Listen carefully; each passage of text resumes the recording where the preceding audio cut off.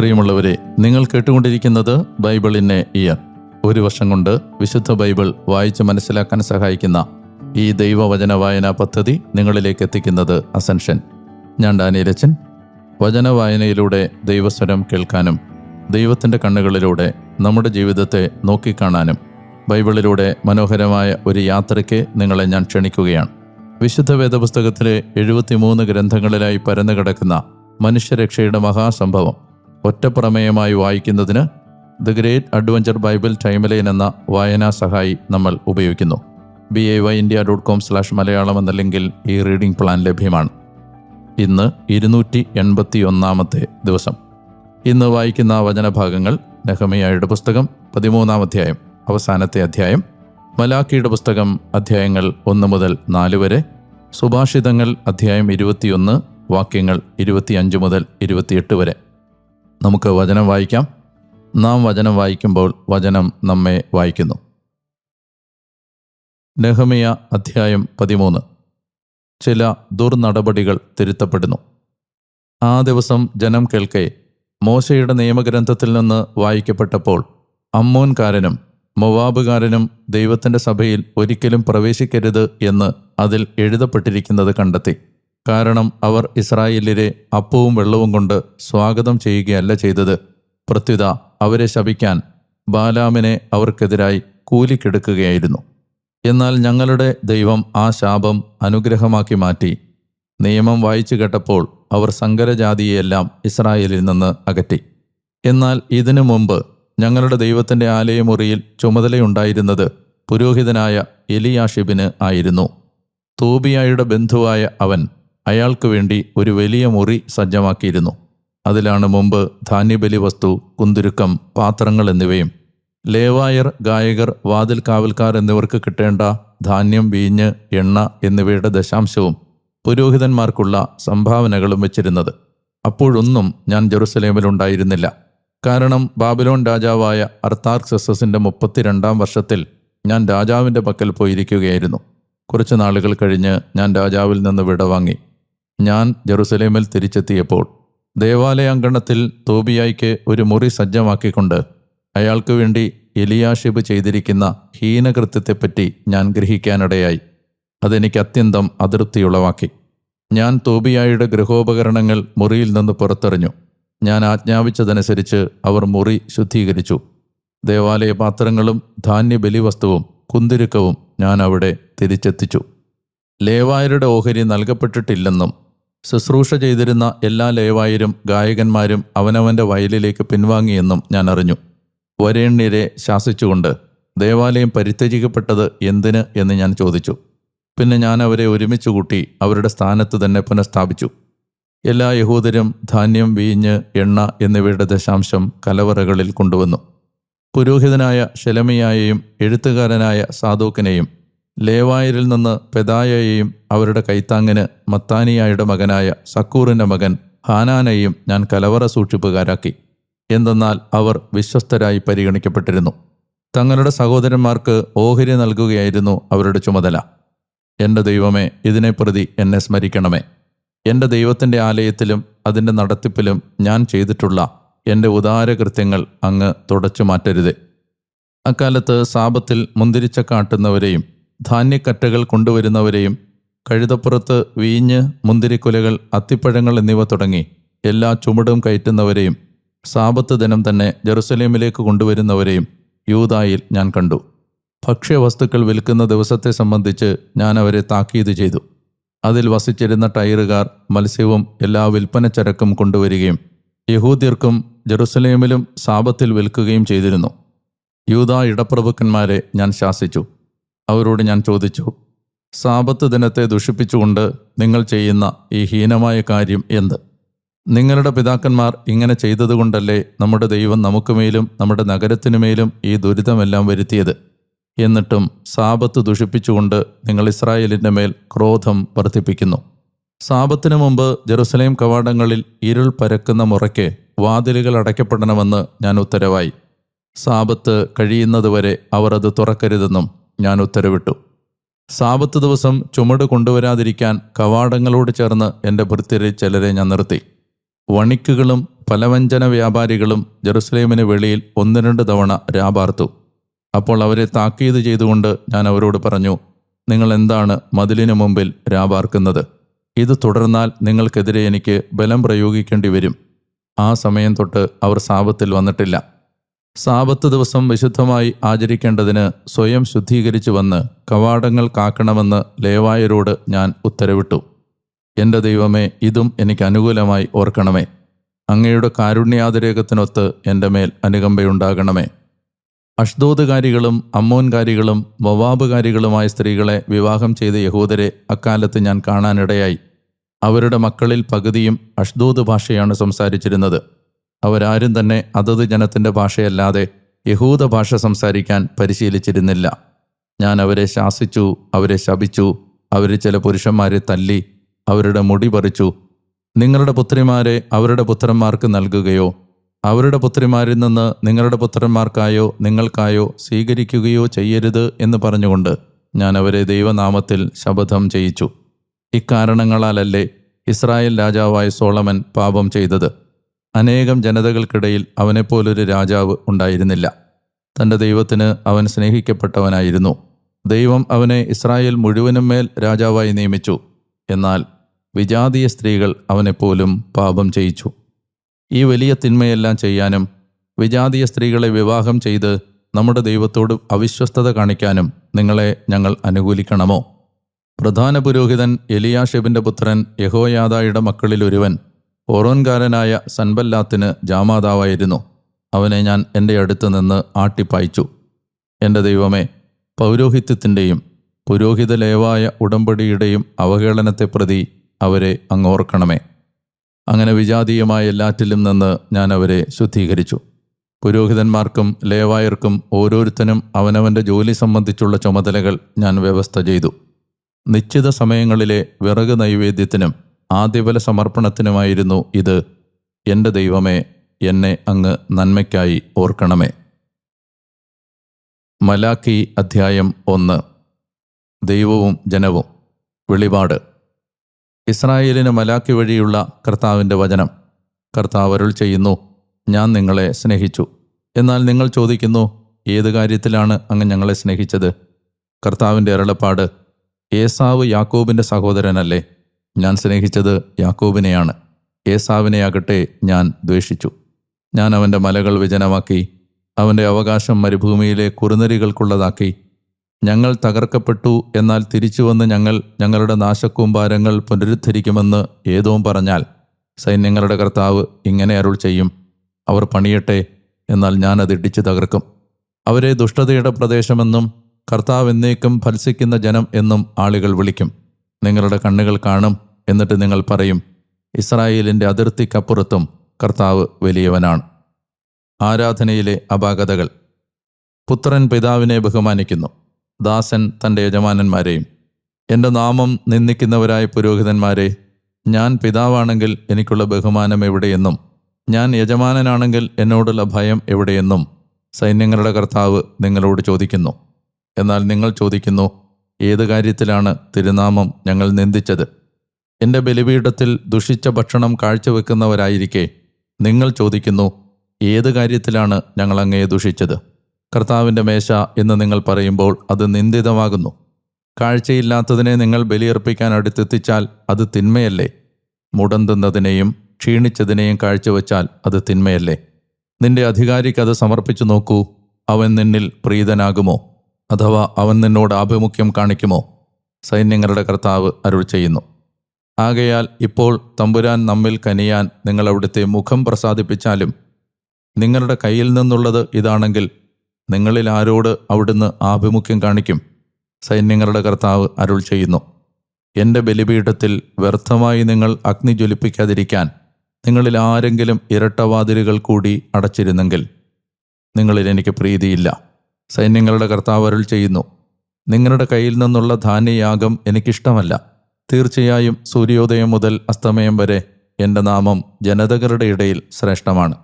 എല്ലായിടത്തും എൻ്റെ നാമത്തിന് ധൂപവും ശുദ്ധമായ ധാന്യയാഗവും കാഴ്ചവെക്കപ്പെടുന്നു. എന്തെന്നാൽ ജനതകളുടെ ഇടയിൽ എൻ്റെ നാമം ശ്രേഷ്ഠമാണ്.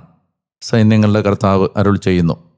നാഥൻ്റെ മേശയും അതിൻ്റെ ഫലവും ദുഷിച്ചതാണ്. അത് ഭക്ഷിക്കുന്നത് നിന്ദ്യമാണ് എന്ന് പറയുക വഴി നിങ്ങളാകട്ടെ അതിനെ മലിനമാക്കുകയാണ്.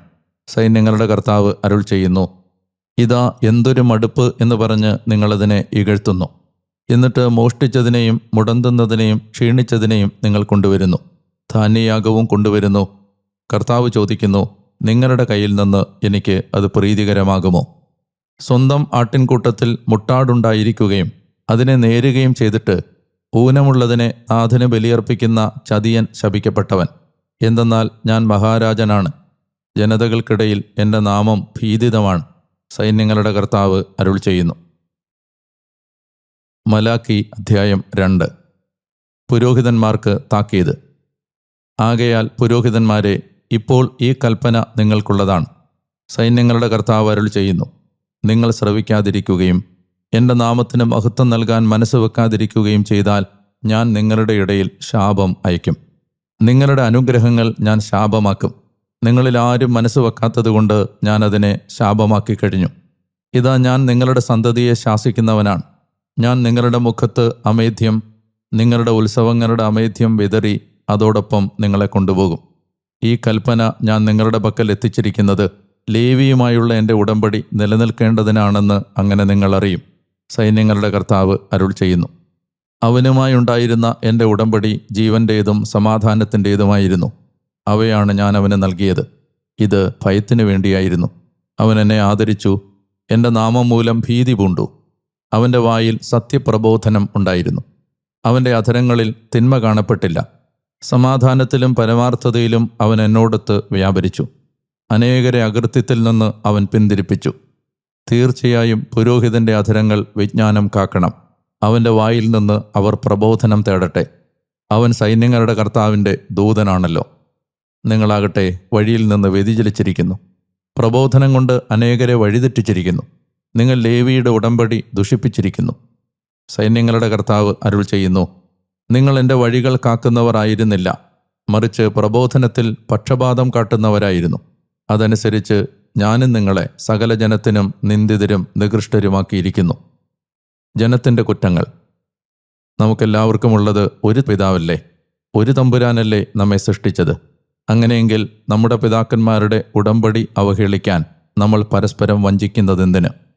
യൂദ വഞ്ചിച്ചിരിക്കുന്നു. ഇസ്രായേലിലും ജെറുസലേമിലും മ്ലേച്ഛമായവ ചെയ്യപ്പെട്ടിരിക്കുന്നു. കർത്താവ് സ്നേഹിച്ച അവിടുത്തെ വിശുദ്ധ സ്ഥലത്തെ യൂദ അവഹേളിക്കുകയും അന്യദേവസുതയെ വരിക്കുകയും ചെയ്തല്ലോ. ഇത് ചെയ്യുന്നവന് വേണ്ടി സാക്ഷ്യം നൽകി പ്രത്യുത്തരിക്കുകയോ സൈന്യങ്ങളുടെ കർത്താവിന് ധാന്യയാഗം അർപ്പിക്കുകയോ ചെയ്യുന്നവനെ യാക്കോബിൻ്റെ കൂടാരത്തിൽ നിന്ന് കർത്താവ് വിച്ഛേദിക്കട്ടെ. നിങ്ങൾ ആവർത്തിച്ച് ചെയ്യുന്നത് ഇതാണ്. ഇനിയും നിങ്ങളുടെ ധാന്യയാഗത്തിലേക്ക് തിരിയാനോ നിങ്ങളുടെ കരത്തിൽ നിന്ന് സംപ്രീതി ആർജിക്കാനോ ആരുമില്ലാതെ നിങ്ങൾ കർത്താവിൻ്റെ ബലിപീഠം കണ്ണീരും കരച്ചിലും തേങ്ങലും കൊണ്ട് മൂടുന്നു. നിങ്ങൾ ചോദിക്കുന്നു, എന്തുകൊണ്ടെന്നാൽ നിന്റെ സഖിയും ഉടമ്പടി പ്രകാരം നിന്റെ സഹധർമ്മിണിയും ആയിരുന്നിട്ടും നീ വഞ്ചിച്ച നിന്റെ യൗവനത്തിലെ ഭാര്യയ്ക്കും നിനക്കുമിടയ്ക്ക് കർത്താവ് സാക്ഷിയായിരുന്നു. ഒന്നായിട്ടല്ലേ അവിടുന്ന് നിങ്ങളെ മനഞ്ഞത്? ഒരുവനിൽ ചൈതന്യം ശേഷിക്കുന്നുണ്ടെങ്കിൽ അവൻ എന്തായിരിക്കും കാക്ഷിക്കുന്നത്? ഒരു ദൈവസന്തതിയെ തന്നെ. നിങ്ങൾ നിങ്ങളുടെ ചൈതന്യം കാത്തുസൂക്ഷിക്കുവിൻ. നിങ്ങളുടെ യൗവനത്തിലെ ഭാര്യയോട് അവിശ്വസ്തത കാട്ടരുത്. വിവാഹമോചനം താൻ വെറുക്കുന്നുവെന്ന് ഇസ്രായേലിൻ്റെ ദൈവമായ കർത്താവ് അരുൾ ചെയ്യുന്നു. അവൻ തൻ്റെ വസ്ത്രം അക്രമം കൊണ്ട് പൊതിയുകയാണ്. സൈന്യങ്ങളുടെ കർത്താവ് അരുൾ ചെയ്യുന്നു, നിങ്ങൾ നിങ്ങളുടെ ചൈതന്യം കാത്തുസൂക്ഷിക്കുവിൻ. നിങ്ങൾ അവിശ്വസ്തത കാട്ടരുത്. കർത്താവിൻ്റെ ദിനം. നിങ്ങളുടെ വാക്കുകൾ കൊണ്ട് നിങ്ങൾ കർത്താവിനെ അസഹ്യപ്പെടുത്തിയിരിക്കുന്നു. എന്നാൽ നിങ്ങൾ ചോദിക്കുന്നു, എങ്ങനെയാണ് ഞങ്ങൾ അസഹ്യപ്പെടുത്തിയത്? ആര് തിന്മ പ്രവർത്തിച്ചാലും അവൻ കർത്താവിൻ്റെ ദൃഷ്ടികളിൽ നല്ലവനാണ്, അവരിൽ പ്രസാദിക്കുന്നവനാണ് അവിടുന്ന് എന്നോ, നീതിയുടെ ദൈവം എവിടെയെന്നോ നിങ്ങൾ പറയുന്നതിലൂടെ തന്നെ. മലാക്കി അധ്യായം 3. ഇതാ ഞാൻ എൻ്റെ ദൂതനെ അയക്കുന്നു, എനിക്ക് മുമ്പിൽ അവൻ വഴിതെളിക്കും. നിങ്ങൾ തേടുന്ന യജമാനൻ ഉടൻ തന്നെ തൻ്റെ കൊട്ടാരത്തിലേക്ക് വരും. നിങ്ങൾക്ക് പ്രിയങ്കരനായ ഉടമ്പടിയുടെ ദൂതൻ ഇതാ വന്നു കഴിഞ്ഞു. സൈന്യങ്ങളുടെ കർത്താവ് അരുൾ ചെയ്യുന്നു. എന്നാൽ അവിടുത്തെ ആഗമദിനം അതിജീവിക്കുന്നവൻ ആര്? അവിടുന്ന് പ്രത്യക്ഷനാകുമ്പോൾ ഉറച്ചു നിൽക്കുന്നവൻ ആര്? എന്തെന്നാൽ അവിടുന്ന് തട്ടാൻ്റെ അഗ്നി പോലെയും അലക്കുകാരൻ്റെ കാരം പോലെയുമാണ്. തട്ടാൻ ഉപവിഷ്ടനായി വെള്ളി ശുദ്ധീകരിക്കും, അതുപോലെ അവിടുന്ന് ലേവ്യരെ ശുദ്ധീകരിക്കും. സ്വർണം പോലെയും വെള്ളി പോലെയും അവിടുന്ന് അവരെ സ്ഫുടം ചെയ്തെടുക്കും. അങ്ങനെ അവർ കർത്താവിന് ധാന്യയാഗം നീതിയുക്തം കാഴ്ചവെക്കുന്നവരാകും. അപ്പോൾ യൂദായുടെയും ജെറുസലേമിൻ്റെയും ധാന്യയാഗം എക്കാലത്തെപ്പോലെയും മുൻ വർഷങ്ങളിലെ പോലെയും കർത്താവിന് പ്രീതികരമാകും. ന്യായവിധിക്കായി ഞാൻ നിങ്ങളെ സമീപിക്കും. എന്നെ ആദരിക്കാത്ത ക്ഷുദ്രപ്രയോഗക്കാർക്കെതിരെയും വ്യഭിചാരികൾക്കെതിരെയും വ്യാജസത്യം ചെയ്യുന്നവർക്കെതിരെയും കൂലിവേലക്കാരനെയും വിധവയെയും അനാഥനെയും പരദേശിയുടെ കുലങ്ങളെയും ഞെരുക്കുന്നവർക്കെതിരെയും ഞാൻ തിടുക്കം കൂട്ടുന്ന സാക്ഷിയായിരിക്കും. സൈന്യങ്ങളുടെ കർത്താവ് അരുൾ ചെയ്യുന്നു. തീർച്ചയായും ഞാൻ കർത്താവാണ്, എനിക്ക് മാറ്റമില്ല. യാക്കോബ്യരെ, നിങ്ങൾ അന്യം നിന്ന് പോയിട്ടുമില്ല. നിങ്ങളുടെ പിതാക്കന്മാരുടെ കാലം മുതൽ എൻ്റെ ചട്ടങ്ങൾ പാലിക്കാതെ അവയിൽ നിന്ന് നിങ്ങൾ വ്യതിചലിച്ചു. എൻ്റെ പക്കലേക്ക് നിങ്ങൾ തിരിയുവിൻ, അപ്പോൾ ഞാൻ നിങ്ങളുടെ അടുത്തേക്ക് തിരിയാം. സൈന്യങ്ങളുടെ കർത്താവ് അരുൾ ചെയ്യുന്നു. എന്നാൽ നിങ്ങൾ ചോദിക്കുന്നു, ഏത് കാര്യത്തിലാണ് ഞങ്ങൾ മടങ്ങി വരേണ്ടത്? മനുഷ്യൻ ദൈവത്തെ കൊള്ളയടിക്കുമോ? എന്നാൽ നിങ്ങൾ എന്നെ കൊള്ളയടിക്കുകയാണ്. ഏത് കാര്യത്തിലാണ് ഞങ്ങൾ അങ്ങയെ കൊള്ള ചെയ്യുന്നതെന്ന് നിങ്ങൾ ചോദിക്കുന്നു. ദശാംശത്തിലും കാണിക്കയിലും. നിങ്ങൾ ശാപത്താൽ അഭിശപ്തരായിരുന്നിട്ടും നിങ്ങൾ ജനത മുഴുവനും എന്നെ കൊള്ള ചെയ്യുന്നു. ദശാംശം മുഴുവൻ ശേഖരാലയത്തിലേക്ക് നിങ്ങൾ കൊണ്ടുവരുവിൻ. എൻ്റെ ആലയത്തിൽ പൂജ്യമുണ്ടാകട്ടെ. ഇക്കാര്യത്തിൽ നിങ്ങൾ എന്നെ പരീക്ഷിച്ചുകൊള്ളുവിൻ. ഞാൻ തീർച്ചയായും ആകാശത്തിൻ്റെ കിളിവാതിലുകൾ തുറന്ന് മതിയാവോളം അനുഗ്രഹം നിങ്ങൾക്കായി വർഷിക്കും. സൈന്യങ്ങളുടെ കർത്താവ് അരുൾ ചെയ്യുന്നു. വെട്ടുക്കിളിയെ ഞാൻ നിങ്ങൾക്ക് വേണ്ടി ശാസിക്കും. അത് നിങ്ങളുടെ മണ്ണിൻ്റെ ഫലം നശിപ്പിക്കുകയില്ല. നിങ്ങളുടെ വയലിലെ മുന്തിരിച്ചെടി കായ് പിടിക്കാതിരിക്കില്ല. സൈന്യങ്ങളുടെ കർത്താവ് അരുൾ ചെയ്യുന്നു. എല്ലാ ജനതകളും നിങ്ങളെ ഭാഗ്യവാന്മാരായി പ്രഖ്യാപിക്കും. എന്തെന്നാൽ നിങ്ങൾ പ്രീതികരമായ ഒരു ദേശമാകും. സൈന്യങ്ങളുടെ കർത്താവ് അരുൾ ചെയ്യുന്നു. കർത്താവ് അരുൾ ചെയ്യുന്നു, എനിക്കെതിരെ നിങ്ങളുടെ വാക്കുകൾ കഠിനമായിരിക്കുന്നു. എന്നിട്ടും നിങ്ങൾ ചോദിക്കുന്നു, ഞങ്ങൾ അങ്ങേക്കെതിരായി എന്ത് ചർച്ച ചെയ്തു? നിങ്ങൾ പറഞ്ഞു, ദൈവത്തെ സേവിക്കുന്നത് വ്യർത്ഥമാണ്. ഞങ്ങൾ അവിടുത്തെ നിർദ്ദേശം പാലിച്ചിട്ടോ സൈന്യങ്ങളുടെ കർത്താവിൻ്റെ മുമ്പിൽ വിലാപവേഷധാരികളായി നടന്നിട്ടോ എന്തു പ്രയോജനം? ആകയാൽ ഇപ്പോൾ അഹങ്കാരികളെ ഞങ്ങൾ ഭാഗ്യവാന്മാരായി പ്രഖ്യാപിക്കുന്നു. ദുഷ്ടത പ്രവർത്തിക്കുന്നവർ പണിതുയർത്തപ്പെടുന്നതിന് പുറമെ ദൈവത്തെ പരീക്ഷിച്ച് അവർ രക്ഷപ്പെടുകയും ചെയ്യുന്നു. അപ്പോൾ കർത്തൃഭയമുള്ളവർ പരസ്പരം ചർച്ച ചെയ്തു. കർത്താവ് ശ്രദ്ധിച്ചു കേട്ടു. തുടർന്ന് കർത്താവിനെ ഭയപ്പെടുന്നവർക്ക് വേണ്ടിയും അവിടുത്തെ നാമം വിലമതിക്കുന്നവർക്ക് വേണ്ടിയും തിരുമുമ്പിൽ ഒരു സ്മരണാഗ്രന്ഥം എഴുതപ്പെട്ടു. സൈന്യങ്ങളുടെ കർത്താവ് അരുൾ ചെയ്യുന്നു. ഞാൻ വിലയുറ്റ നിധി തയ്യാറാക്കുന്ന ദിനത്തിൽ അവർ എനിക്കുള്ളതായിരിക്കും. തന്നെ ശുശ്രൂഷിക്കുന്ന പുത്രനോട് ഒരുവൻ അനുകമ്പ കാണിക്കുന്നത് പോലെ ഞാൻ അവരോട് അനുകമ്പ കാണിക്കും. അപ്പോൾ നിങ്ങൾ പിന്തിരിഞ്ഞ് നീതിമാനെ ദുഷ്ടനിൽ നിന്നും ദൈവത്തെ സേവിക്കുന്നവനെ സേവിക്കാത്തവനിൽ നിന്നും വേർതിരിച്ച് കാണും. മലാക്കി അധ്യായം 4. കർത്താവിൻ്റെ ദിനം ആസന്നം. സൈന്യങ്ങളുടെ കർത്താവ് അരുൾ ചെയ്യുന്നു. ചൂള പോലെ എരിയുന്ന ദിനം തീർച്ചയായും ഇതാ വരുന്നു. എല്ലാ അഹങ്കാരികളും ദുഷ്ടത പ്രവർത്തിക്കുന്ന എല്ലാവരും കച്ചിയാകും. ആഗതമാകുന്ന ആ ദിനം അവരെ ചുട്ടരിച്ചു കളയും. അതവർക്ക് വേരും ശാഖയും അവശേഷിപ്പിക്കുകയില്ല. എന്നാൽ എൻ്റെ നാമം ഭയപ്പെടുന്ന നിങ്ങൾക്ക് വേണ്ടി നീതി സൂര്യൻ ഉദിക്കും. അതിൻ്റെ ചിറകുകളിൽ സൗഖ്യമുണ്ട്. നിങ്ങൾ പുറത്തു വന്ന് കൊഴുത്ത കാളക്കുട്ടികളെപ്പോലെ തുള്ളിച്ചാടും. സൈന്യങ്ങളുടെ കർത്താവ് അരുൾ ചെയ്യുന്നു. ഞാൻ ഒരുക്കുന്ന ദിവസം ദുഷ്ടന്മാരെ നിങ്ങൾ ചവിട്ടിത്താഴ്ത്തും. എന്തെന്നാൽ അവർ നിങ്ങളുടെ കാൽപാദങ്ങൾക്ക് കീഴിൽ ധൂളിയായിരിക്കും. എൻ്റെ ദാസനായ മോശയുടെ നിയമം എല്ലാ ഇസ്രായേൽക്കാരെയും പ്രതി ഹോറേബിൽ വച്ച് ഞാൻ അവനെ അനുശാസിച്ച ചട്ടങ്ങളും ന്യായപ്രമാണങ്ങളും അനുസ്മരിക്കുവിൻ. ഇതാ, കർത്താവിൻ്റെ മഹത്വം ഭീതിതവുമായ ദിനം വരുന്നതിന് മുമ്പ് പ്രവാചകനായ ഏലിയായെ ഞാൻ നിങ്ങളുടെ അടുത്തേക്ക് അയക്കുകയാണ്. ഞാൻ വന്ന് ദേശത്തെ ഉന്മൂലന വസ്തുവായി നശിപ്പിക്കാതിരിക്കേണ്ടതിന് അവൻ പിതാക്കന്മാരുടെ ഹൃദയം മക്കളിലേക്കും മക്കളുടെ ഹൃദയം പിതാക്കന്മാരിലേക്കും തിരിക്കും. സുഭാഷിതങ്ങൾ അധ്യായം 21, വാക്യങ്ങൾ 25 മുതൽ 28 വരെ. അലസന്റെ മോഹം അവനെ കൊന്നുകളയുന്നു. എന്തെന്നാൽ അവൻ്റെ കൈകൾ അധ്വാനിക്കാൻ വിസമ്മതിക്കുന്നു. ദിനം മുഴുവൻ അവൻ മോഹാവേശിതനാണ്. നീതിമാനാകട്ടെ പിടിച്ചുവെക്കാതെ ദാനം ചെയ്യുന്നു. ദുഷ്ടരുടെ ബലി മ്ലേച്ഛതയാണ്. അപ്പോൾ പിന്നെ ആഭാസത്തിലാണ് അതർപ്പിക്കുന്നതെങ്കിലോ? കള്ളസാക്ഷി നാശമടയും. ശ്രോതാവായുള്ളവൻ എന്നേക്കും സംസാരിക്കും. സ്നേഹപിതാവായ ദൈവമേ, അങ്ങേക്ക് ഞാൻ നന്ദിയും സ്തുതിയും ആരാധനയും സമർപ്പിക്കുന്നു. അങ്ങ് തന്ന മനോഹരമായ ഈ ദിവസത്തെ ഓർത്ത് ഞാൻ അങ്ങേക്ക് നന്ദി പറയുന്നു.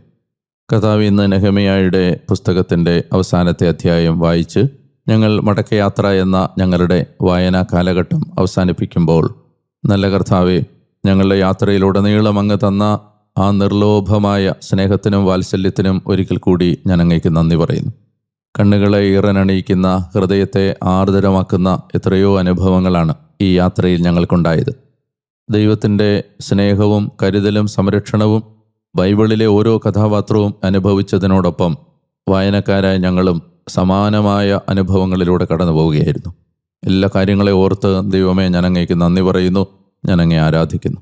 യേശുവിൻ്റെ നാമത്തിൽ ഈ വായനാ സമൂഹത്തെ അങ്ങ് ആശീർവദിക്കണമേ. ആമേൻ.